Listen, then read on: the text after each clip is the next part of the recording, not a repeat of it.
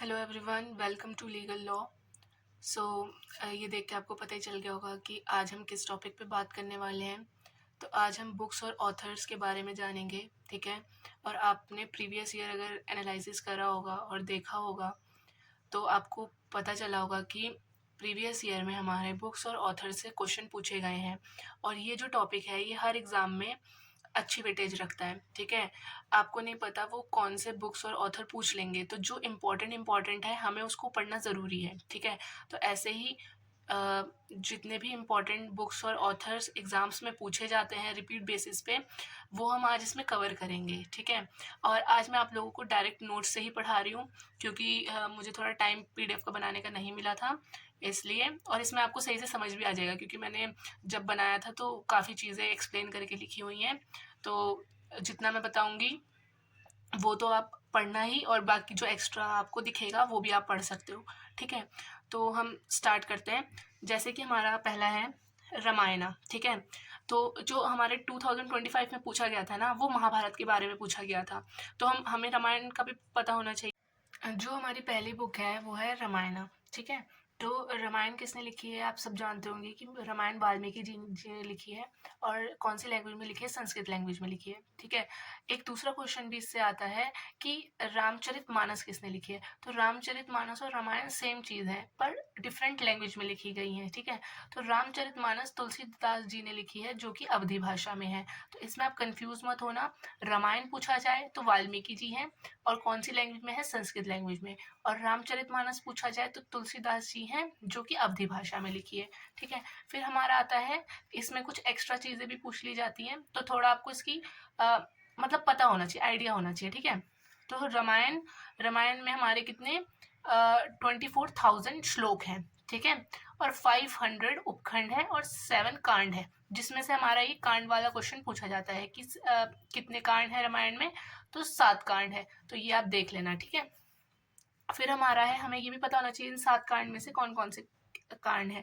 जैसे पूछ लेते हैं कि फर्स्ट कांड का नाम क्या है ना, सेवंथ कांड का नाम क्या है? तो जिसमें से कि ये फर्स्ट 5 और 7 जो है वो हमारे इम्पोर्टेंट है, और बाकी सबका बस नॉलेज ले लेना कि हाँ ऐसा होता है। बाकी आप इसे 3-4 बार पढ़ोगे तो आपको वैसे भी याद हो जाएगा। तो जो बाल कांड है हमारा, वो हमारा फर्स्ट कांड है, मतलब जहाँ से रामायण शुरू हुई है, और ये सबसे बड़ा कांड है, ठीक है। उसके बाद हमारा जो 7th है वो उत्तरकांड है, मतलब ये यहाँ पे रामायण का मतलब खत्म हो गई थी, ठीक है। सब हो गया था, मतलब वनवास से वापस आ गए थे, राज तिलक हो गया था, सब हो गया था, तो ये इसमें मेंशन है। तो फर्स्ट और 7 आप याद रखना। फिर हम देखते हैं हमारा जो सेकंड है वो अयोध्या कांड है, और थर्ड है अरण्य कांड है। फिर फोर्थ सुंदर कांड है, और नहीं, इसमें थोड़ा ये गलती हुई है। जो हमारा फोर्थ है वो किष्किंधा कांड है। फिर जो फिफ्थ है वो है सुंदर कांड, ठीक है। और ये सबसे किष्किंधा कांड सबसे छोटा कांड है, ठीक है। फिर आता है हमारा लंका कांड, और फिर आता है उत्तर कांड, ठीक है। तो आपको इसमें क्या याद रखना है? सबसे बड़ा वाला याद रखना है, सबसे लास्ट वाला याद रखना है, और जो सबसे छोटा है वो है किष्किंधा कांड। तो आपको ये याद रखना है, ठीक है। फिर ये हो गया हमारा, ये आप देख लेना। ये वाला 5th नंबर पे, ये वाला 4th नंबर पे है, ये वाला 5th नंबर पे, ठीक है। थोड़ा लिखने में मिस्टेक हो गई थी। फिर हमारा देखते हैं हम ट्रांसलेशन। हमारी हमारी रामायण का इंग्लिश में ट्रांसलेशन किसने करा है? तो वो करा है RTH ग्रिफिन ने, है ना, ग्रिफिथ, RTH ग्रिफिथ। अब इसका इंग्लिश ट्रांसलेशन इंपॉर्टेंट है तो ये आप याद रखना। और जो हमारे ओरिजिनल ऑथर हैं जो कि हैं वाल्मीकि जी और तुलसीदास जी, वो याद रखना, ठीक है।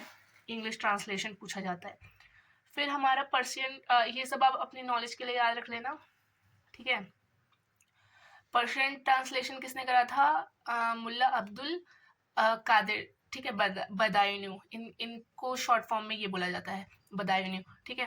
तो ये किसके समय में थे? अकबर के समय में थे। तो आपने अगर हिस्ट्री पढ़ी होगी तो आपको पता होगा कि अकबर ने अपने टाइम पे बहुत सारी बुक्स के ट्रांसलेशन पर्शियन में करवाए थे, ठीक है। तो अगर ये पूछ लिया जाए कि बदायूं किस टाइम के थे, तो वो अकबर के टाइम के थे, ठीक है। और इन्होंने इन्होंने रामायण का ट्रांसलेशन किस में करा था? पर्शियन लैंग्वेज में करा था, ठीक है। तो ये सब है। फिर ये सब तो आप देख लेना, ये इतना इम्पोर्टेंट नहीं है, पर जो इम्पोर्टेंट है वो यही है, ओरिजिनल नाम और ये कांड, और उसके बाद फिर ये इंग्लिश ट्रांसलेशन और पर्शियन ट्रांसलेशन का आइडिया रख लेना, ठीक है। तो अब जो हमारा नेक्स्ट आता है वो है महाभारत। ठीक है, तो 2025 में पूछा गया था कि महाभारत के राइटर कौन है, मतलब महाभारत के ऑथर कौन है। तो उसका आंसर आप सबको पता होगा, महाभारत वेद व्यास जी ने लिखी है, जो कि मैंने यहाँ पे लिखा हुआ है। ठीक है, तो अब जैसे महाभारत के ऑथर पूछे थे, तो अभी भी पूछ सकते हैं ना कि महाभारत के दूसरे नाम क्या हैं, तो वो भी आपको पता होने चाहिए। तो महाभारत तो वो नाम है जो हम अभी प्रैक्टिस में है। तो उससे पहले महाभारत के क्या नाम थे? महाभारत को भारत जय और जय संहिता भी कहा जाता था, मतलब ठीक है। तो ये इसके एक्स्ट्रा नाम है, तो इनका आपको पता होना चाहिए। जैसे अभी कभी महाभारत की जगह ये पूछ लिया जाए कि जय संहिता के ऑथर कौन है ना, भारत जय को अब क्या कहा जाता है, तो आपको पता होना चाहिए कि वो महाभारत है। उसके बाद फिर इसका पर्शियन ट्रांसलेशन अगेन ये अकबर ने ही अपने टाइम में करवाया था। ठीक है, ये डेट दी है, पर आपको इसको इतना याद करने की ज़रूरत नहीं है। ठीक है, लेकिन ये पूछ लिया जाएगा कि महाभारत का जो पर्शियन ट्रांसलेशन हुआ था, फिर उसका नाम क्या रखा गया था। तो महाभारत को पर्शियन में ट्रांसलेशन के बाद रज़्मनामा कहा गया था। और अगेन इसके ट्रांसलेटर जैसे रामायण को बदायूनी ने करा है, वैसे ही महाभारत को भी इन्होंने ही ट्रांसलेट करा था। ठीक है, तो ये आप देख लेना। ऑथर वेद व्यास जी हो गए, भारत जय और जय संहिता इसके एक्स्ट्रा नाम है। और पर्शियन ट्रांसलेशन किसने करवाया था, पर्शियन का क्या नाम था और किसने करा था। ठीक है, फिर अगेन इंग्लिश ट्रांसलेशन इंपॉर्टेंट रहता है। ठीक है, तो इंग्लिश ट्रांसलेशन किसने करा था? किसारी मोहन गा। फिर हम देखते हैं महाभारत का जो हिंदी ट्रांसलेशन है वो गीता प्रेस द्वारा किया गया है। ठीक है, तो गीता प्रेस एक जानी मानी प्रेस है जिसको गांधी शांति पुरस्कार भी मिल चुका है। और उसके बाद गीता प्रेस का हेडक्वार्टर कहाँ पे है? ये गोरखपुर में है। तो इसमें क्या इम्पोर्टेंट हो गया, एक आप गीता प्रेस का देख लेना, और फिर इसके पर्शियन में जो नाम है महाभारत का वो देख लेना, और फिर इसके ऑथर तो इम्पोर्टेंट है ही, और इसके ये नाम देख लेना। ठीक है, बाकी इसमें अगर आप इसे पढ़ना चाहें तो तमिल और बंगाली का भी यहाँ पे लिखा हुआ है, पर वो इतना ज़रूरी नहीं है। फिर आते हैं हम श्रीमद् भगवद गीता जी पर। ठीक है, तो इसमें हम देखते हैं, इसमें ये क्वेश्चन पूछा जाएगा कि इसमें कितने चैप्टर्स हैं। तो आप सब याद रखना, भगवद गीता में हमारे 18 चैप्टर हैं। ठीक है, और जिसके अंदर 700 श्लोक हैं। श्लोक को हम वर्सेस भी कहते हैं, तो दोनों चीज़ आप देख सकते हो, पर श्लोक याद करने में ज़्यादा ईजी रहेगा। फिर श्रीमद् भगवद गीता को हम गीतोपनिषद भी कहते हैं, और इसके ऑथर भी वेद व्यास जी ही थे। ठीक है, फिर हम देखते हैं इसका इंग्लिश ट्रांसलेशन। तो इंग्लिश ट्रांसलेशन इसका इम्पॉर्टेंट है, जो कि विलियम विल्किंस ने किया है, और ये उर्दू का इतना इम्पोर्टेंट नहीं है, पर आप देख सकते हैं मोहम्मद मेहरू अलाफ ने किया है। ठीक है, तो इसमें आप ये याद रख लेना कि भगवद गीता में कितने चैप्टर हैं, जो कि 18 चैप्टर्स हैं। ठीक है, अब हम हमारा नेक्स्ट देखते हैं। हमारा नेक्स्ट है एंशिएंट बुक्स। ठीक है, जो कि बहुत सारे एग्ज़ाम्स में पूछी गई हैं, तो उसकी एक लिस्ट मैंने बनाई है, अभी मैं एक्सप्लेन करती हूँ। पर जो हमने भी पीछे पढ़ा है रामायण और महाभारत को, ये तो मतलब आपको पता ही होना चाहिए। ठीक है, इसमें से बहुत क्वेश्चंस आ सकते हैं, और मतलब एग्ज़ाम्स में पूछे ही जाते हैं, 1-2 क्वेश्चन तो इसमें आता ही आता है। ठीक है, तो इनको तो आप अच्छे से पढ़ लेना। फिर हम बुक्स देखते हैं, जो कि हमारी पहली बुक है, जो कि अष्टध्यायी।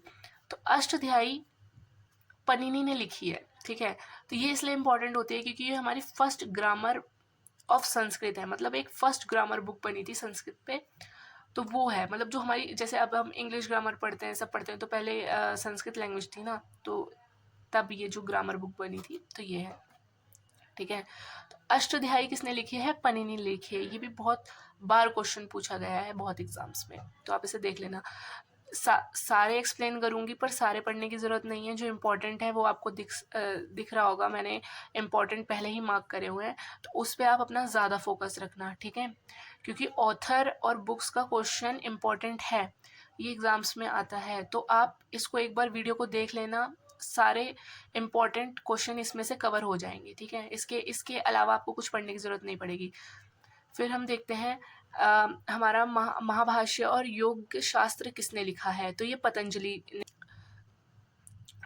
ठीक है, फिर हमारा नेक्स्ट आता है बुद्ध चरित, जो कि अश्वघोष ने लिखी है।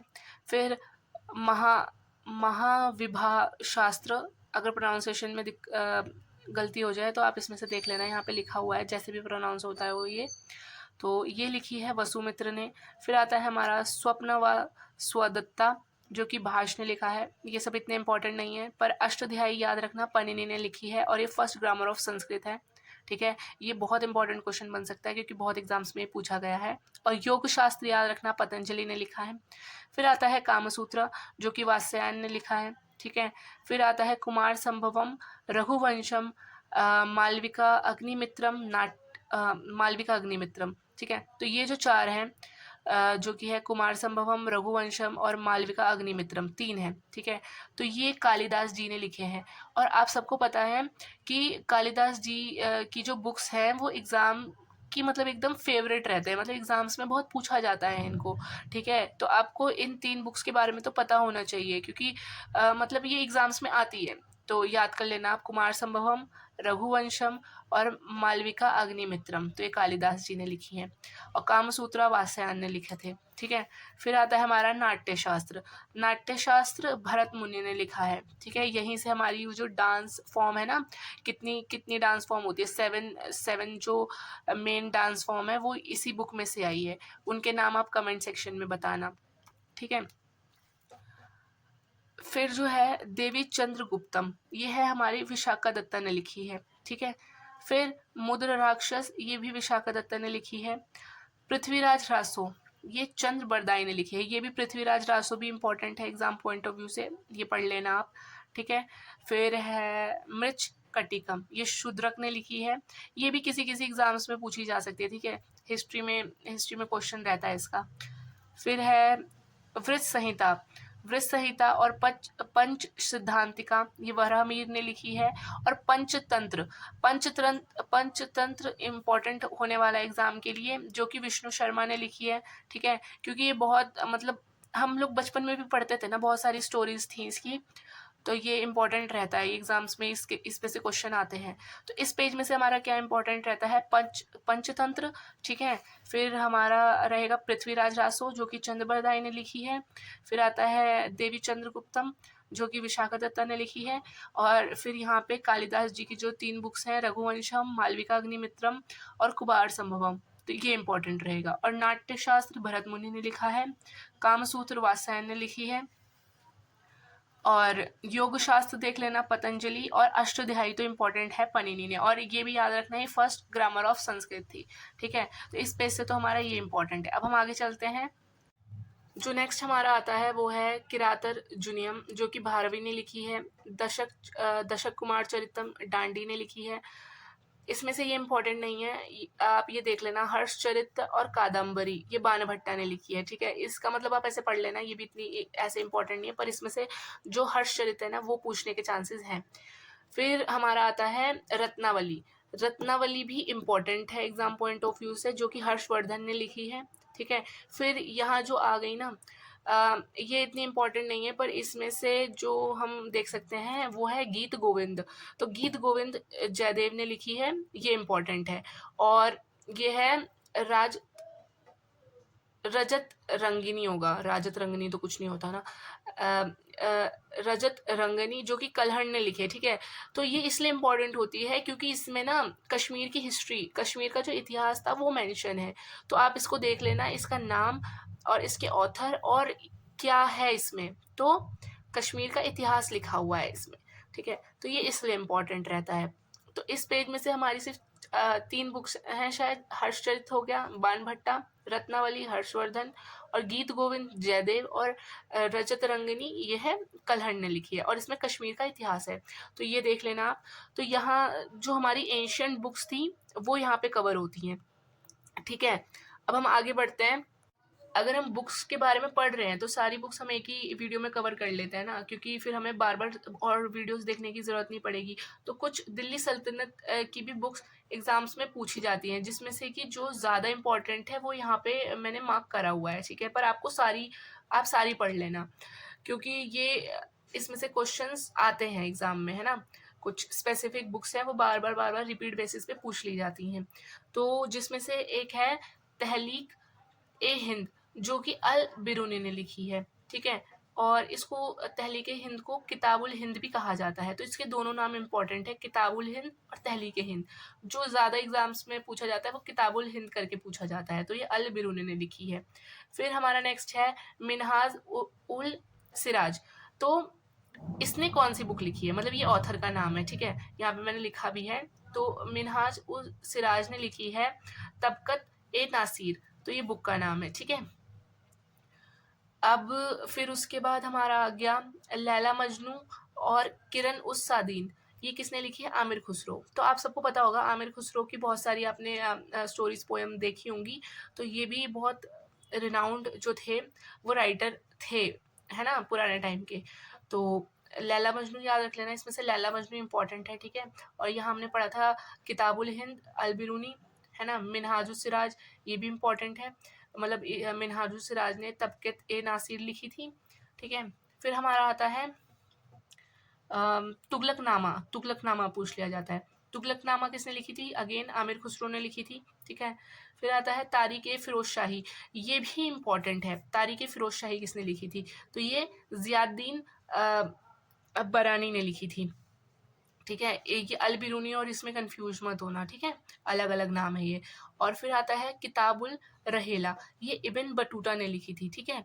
और इसमें से इब्न बतूता मतलब इसमें से एक और क्वेश्चन आता है जो कि है कि इब्न बतूता जो थे वो किसके टाइम में आए थे, ना, किसके शासनकाल के दौरान आए थे? तो वो थे मोहम्मद बिन तुगलक, ये मोहम्मद बिन तुगलक के टाइम पे आए थे, ठीक है। इसमें से तो यही इम्पोर्टेंट होगा, क्योंकि आप याद रखना इब्न बतूता का पूछा जाता है, तो मैंने यहाँ लिखा हुआ है। तो किताबुल रहेला, किताब उल हिंद, और फिर आ गया हमारा लैला मजनू और तबक़त ए नासिर, ठीक है। तो ये कर लेना, ये कुछ इम्पोर्टेंट है। और अगर हम डायनेस्टी के बारे में भी इसमें देख लें, जैसे कि अगर आपसे टाइम पीरियड पूछ लिया जाए, तो ये पहले गुलाम आए थे, फिर खिलजी, फिर तुगलक, फिर सैयद, फिर लोदी, ठीक है। और इनके टाइम पीरियड यहाँ पे लिखे हुए हैं, ये आप देख लेना, ठीक है। इसको याद करने की एक ट्रिक है जो कि मैंने भी कहीं से पढ़ी थी, तो ये है जीके तो सरल है, ठीक है, जीके और टी और सरल, ठीक है, SL। तो ये याद रख लेना, गुलाम, खिलजी, तुगलक, सैयद, लोदी। और पूरी दिल्ली सल्तनत का अगर टाइम पीरियड देखें, तो दिल्ली सल्तनत का जो स्टार्ट हुई थी वो 1206 से 1526 के बीच तक चली है, ठीक है। तो ये इसका पूरा टाइम पीरियड है। तो कभी कभी टाइम पीरियड से भी क्वेश्चन आ जाते हैं, बहुत रेयर केस में। फिर ये कुछ हमारी बुक्स हैं, तुजुके बाबरी, तो इसके नाम में ही है। तो तुजुके बाबरी किसने लिखी है? बाबर ने लिखी है। इसमें उन्होंने अपने बारे में जो भी बताया था, ये तुर्क लैंग्वेज में लिखी गई है, ठीक है। फिर ये मवियान आता है, ये इतनी इंपॉर्टेंट नहीं है, पर तुजुके बाबरी इंपॉर्टेंट है, जो कि बाबर ने लिखी है, ठीक है। अब हुमायूं नामा पर्शियन में लिखा गया है, और एक किसने लिखा है? गुलबदन बेगम ने लिखा है। तो आप ये मत सोचना कि मतलब हुमायूं नामा है तो हुमायूं ने लिखा होगा, ये उनकी बहन थी, ठीक है। तो उन्होंने लिखा है, गुलबदन बेगम ने, और ये पर्शियन लैंग्वेज में है, और तुजुके बाबरी तुर्क लैंग्वेज में थी। फिर आता है अकबरनामा। अकबरनामा एक इम्पॉर्टेंट बुक है, जिसके 2 पार्ट्स हैं, नहीं 3 पार्ट्स हैं, है ना, 3 पार्ट्स में लिखी गई है ये। और ये राइटर जो है अबुल फजल, ये भी इम्पॉर्टेंट है, ठीक है। तो ये एग्ज़ाम के लिए बहुत इंपॉर्टेंट क्वेश्चन है कि अकबरनामा किसने लिखा है? अकबरनामा अकबर के ऊपर लिखी गई थी, पर मतलब अकबर के टाइम के बारे में डिस्क्राइब करा है अकबरनामा ने, पर लिखा अबुल फजल ने है इसे, ठीक है। जिसमें से कि अकबरनामा का जो 3rd पार्ट है, वो मतलब पूछा जाता है ऐसे करके कि एन ए अकबरी किसने लिखी है? तो वो अबुल फजल ने लिखी है। तो चाहे आपसे पूछ लिया जाए कि अकबरनामा किसने लिखा है या एन ए अकबरी किसने लिखी है, तो वो दोनों अबुल फजल ही आंसर रहेगा, ठीक है। फिर हमारा आता है फुतुहत ए अलमगिरी, तो अलमगिरी औरंगजेब के बारे में डिस्क्राइब करती है, ठीक है, ये वाली, क्योंकि इनको ये भी कहा जाता था, है ना।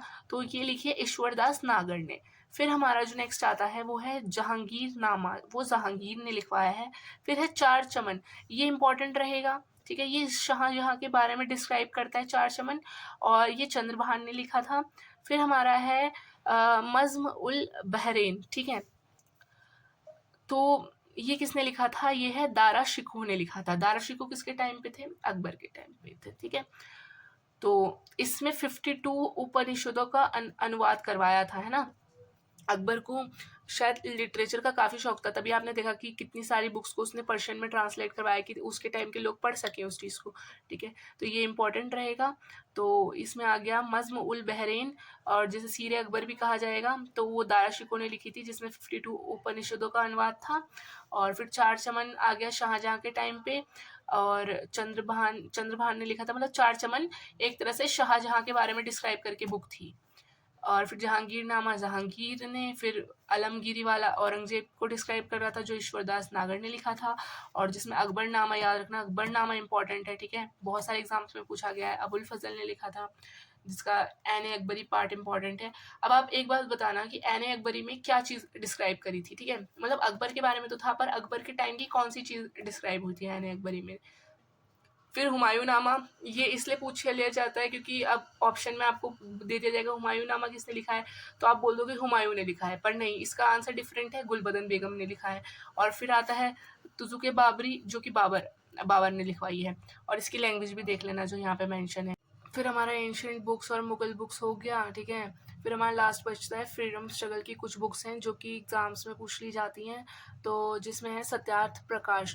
तो ये सत्यार्थ प्रकाश था जो कि दयानंद सरस्वती जी ने स्टार्ट करवाया था, ठीक है। और इसका कुछ एडिशनल इन्फॉर्मेशन देख लो, बाकी तो आपको आपके एग्ज़ाम के मतलब से आपको सिर्फ इतना याद होना चाहिए कि सत्यार्थ प्रकाश एक बुक थी, जो भी मतलब जो भी राइटिंग थी वो दयानंद सरस्वती द्वारा स्टार्ट करवाई गई थी, ठीक है। और दयानंद सरस्वती आर्य समाज से जुड़े हुए थे, ठीक है। फिर ये कुछ एडिशनल में है, ये आप देख लेना पढ़ना हो तो ज़्यादा। और बाकी गीतांजलि है, ठीक है, गीतांजलि पूछी जाती है एग्ज़ाम में। गीतांजलि रवीन्द्रनाथ टैगोर जी की बुक है। उसके बाद फिर आ गया काबुली वाला चोखेर वाली, है ना। फिर पोस्ट मास्टर हो गया, पोस्ट ऑफिस हो गया, स्ट्रे बर्ड, वोकेशन, ये सब रवीन्द्रनाथ टैगोर जी की बुक है, जिसमें से गीतांजलि, काबुली वाला और चोखेर वाली इंपॉर्टेंट है, ठीक है। और यहाँ पे कुछ एडिशनल इन्फॉर्मेशन के लिए लिखा गया है कि 1930 में ये रवीन्द्रनाथ टैगोर जी एशिया के फर्स्ट थे, एशिया और इंडिया के फर्स्ट थे जिनको नोबेल प्राइज़ लिटरेचर में मिला था।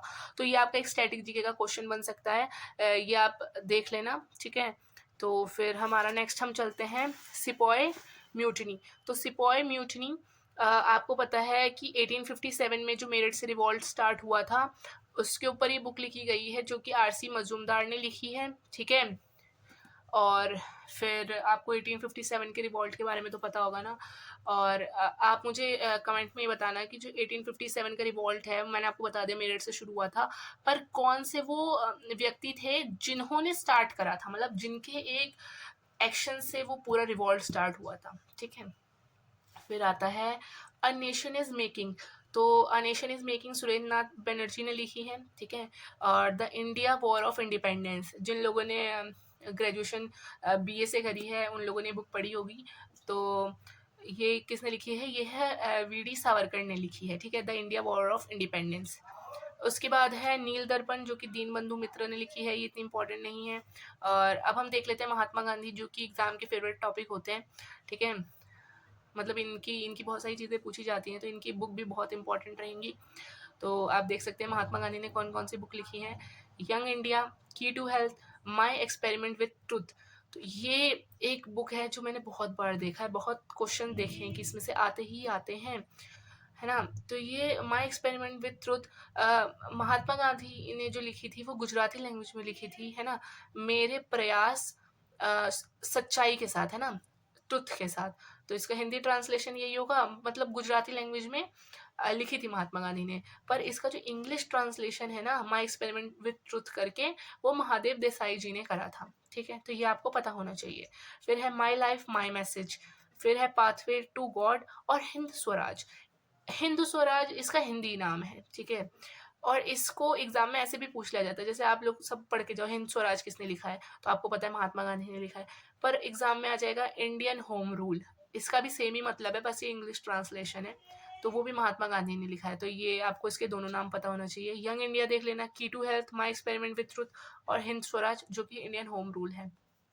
फिर आता है हमारा poverty and un British rule of India. ये बुक किसने लिखी है, तो ये लिखी है दादा भाई नौरोजी ने। अगर आपने देखा होगा तो जो इकोनॉमिक्स में इन्होंने ही बताया था कि ब्रिटिशर्स ने इंडिया को कैसे एकदम पुअर बना दिया है ना। इन्होंने ही बिल्कुल एनालाइज करी थी चीज़ें कि उन्होंने हमारा कितना कितना पैसा मतलब अपने अपने अपने पास ले गए हैं वो, है ना, मतलब इंडिया का कितना पैसा उन्होंने ले लिया है। तो poverty and un British rule तब दादा भाई नौरोजी ने लिखी थी।